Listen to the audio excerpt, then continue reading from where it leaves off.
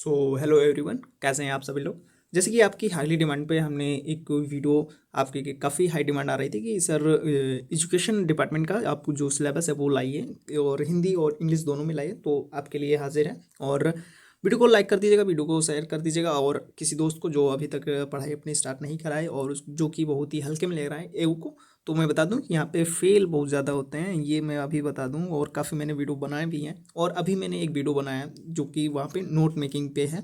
अगर वो वीडियो आपने नहीं देखा है तो नोट कैसे बनाते हैं वो आप वहाँ से एक ब्रीफ आइडिया या फिर एक कुछ आइडियाज़ ले सकते हैं किस तरीके से बनाना चाहिए या प्रॉपर्स कैसे बनाते हैं, वो आप वहाँ से देख सकते हैं। तो वीडियो को स्टार्ट करते हैं। तो बिना टाइम वेस्ट करते हुए तो सबसे पहले यहाँ पे हम देख लेंगे कि हमारा जो एजुकेशन के जो पेपर पैटर्न है वो सिर्फ दो पेपर होने हुए। हमारा जो ये सिलेबस रहने वाले यानी कि दो पेपर होंगे, एक paper one paper two. First paper क्या रहना है, principles of economics sorry education, ठीक है। और problems of education, Indian education की यानी कि भारतीय शिक्षा की जो समस्याएं हैं या फिर यहाँ पे शिक्षा के सिद्धांत, ठीक है। ये पेपर वन और पेपर टू। तो इस तरीके से सबका सिलेबस अलग अलग है, डिफरेंट है। और अगर अभी तक आपने हमारा टेलीग्राम चैनल नहीं ज्वाइन किया है तो कर लीजिए, क्योंकि मैं इसकी पीडीएफ आपको वहीं पे भेज दूंगा। तो यहाँ पे सबसे पहले पेपर हम फर्स्ट देखते हैं, principles of education first.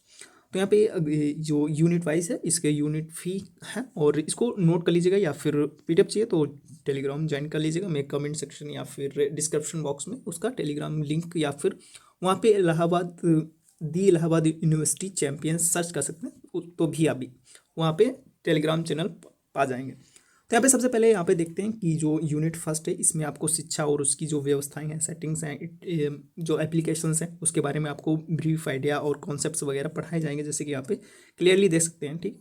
Definitions उसकी क्या होती हैं, फॉर्मल इनफॉर्मल यानी कि जो औपचारिक अनौपचारिक गैर अनौपचारिक व्यवस्थाएं जो भी होती हैं एजुकेशन में, वो आप यहाँ पे पढ़ेंगे।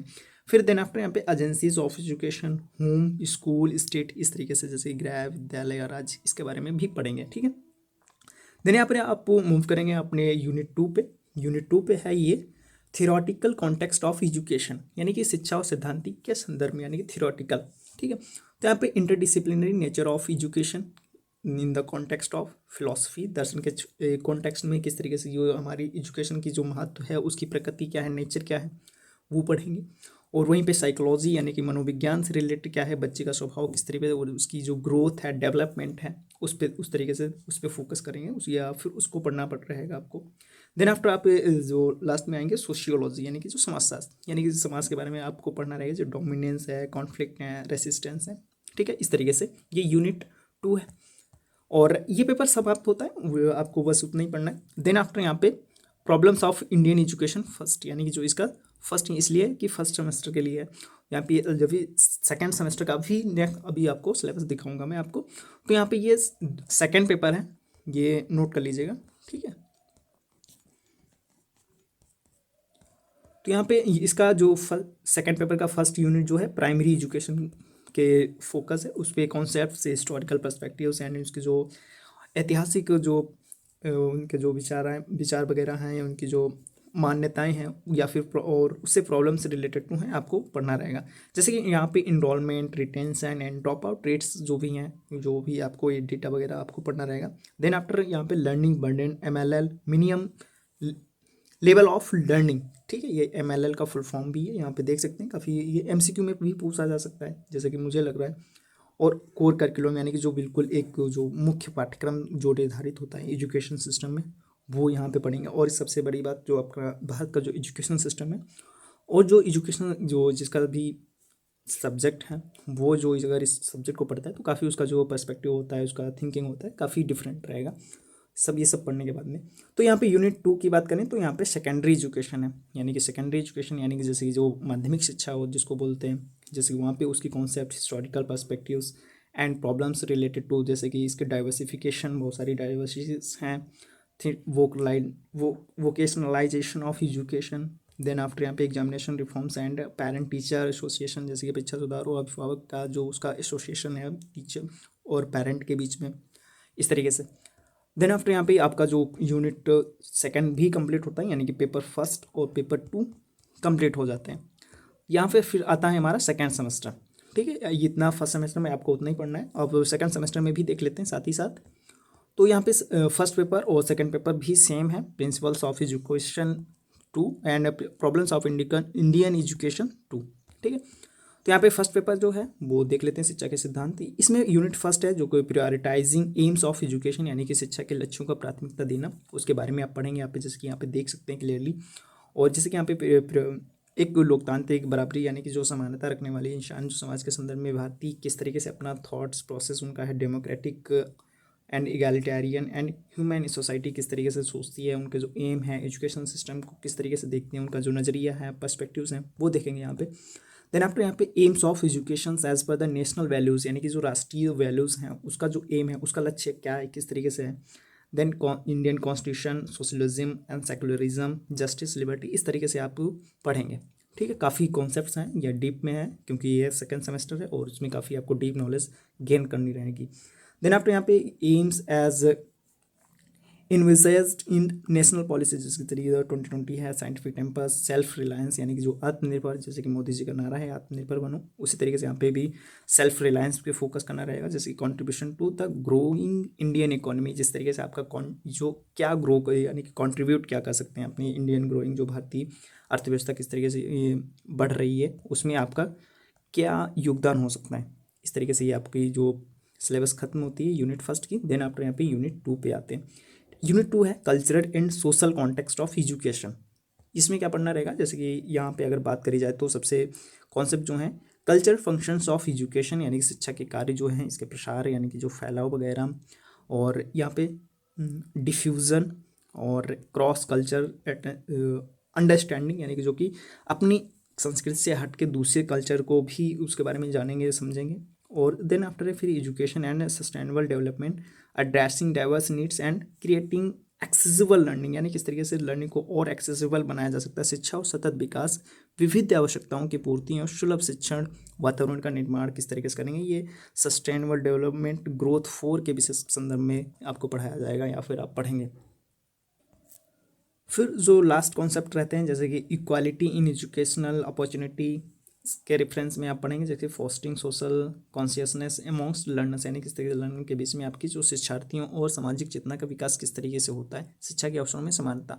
ठीक है, राइट टू एजुकेशन, जैसे कि आप पढ़ ही रहे होंगे।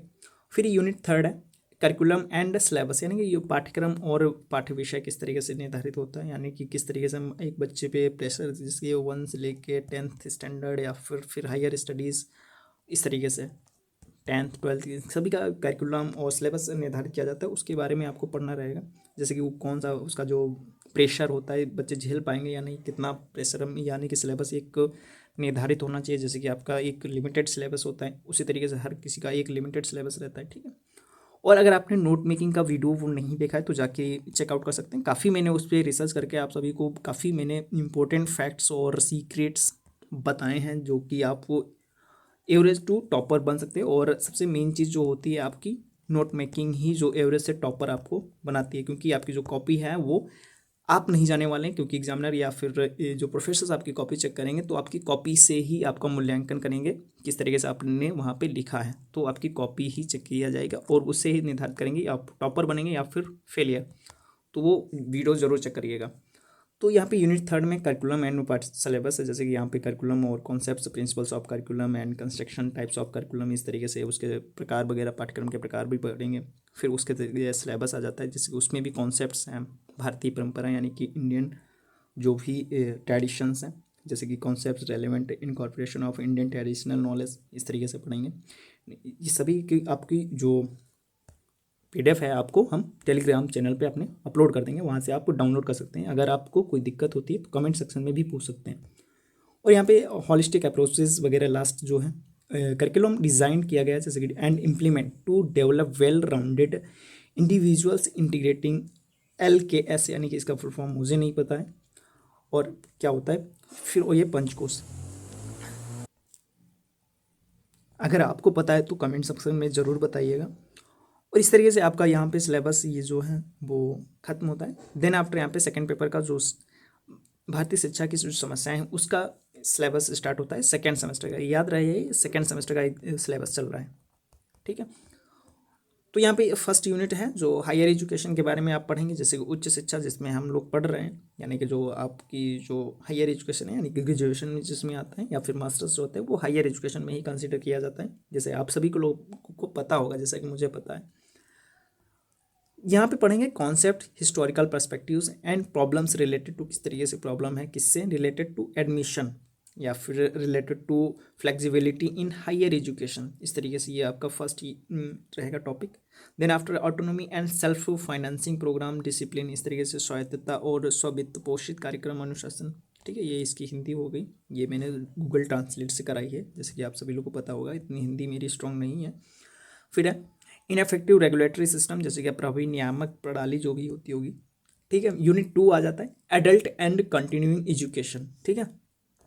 फिर ये यूनिट आपकी वयस्क एवं सतत शिक्षा, ठीक है, किस तरीके से सस्टेनेबल जो एजुकेशन होती है उस तरीके से, यानी कि यहाँ पे आप एडल्ट के बारे में पढ़ेंगे, जिस तरीके से वो लोग एजुकेशन कैसे गेन करते हैं।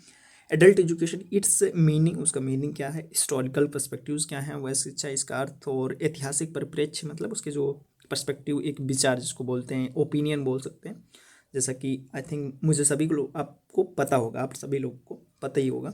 फिर नेशनल लिटरेसी मिशन क्या होता है इसके बारे में आप पढ़ेंगे। Role of volunteer agencies and adult education centres, जैसे कि यहाँ पे इसका AEC का फुल फॉर्म है एडल्ट, जैसे कि यहाँ पे देख सकते हैं adult education centres, adult education centres, ये काफ़ी MCQ अगर आपका कोई माइनर सब्जेक्ट है तो वहाँ पे MCQs में पूछा जा सकता है, ठीक है। जैसे कि यहाँ पे आपको पता होगा एडल्ट एजुकेशन सेंटर्स, ठीक है, इन एजुकेशन फॉर ऑल, ठीक है।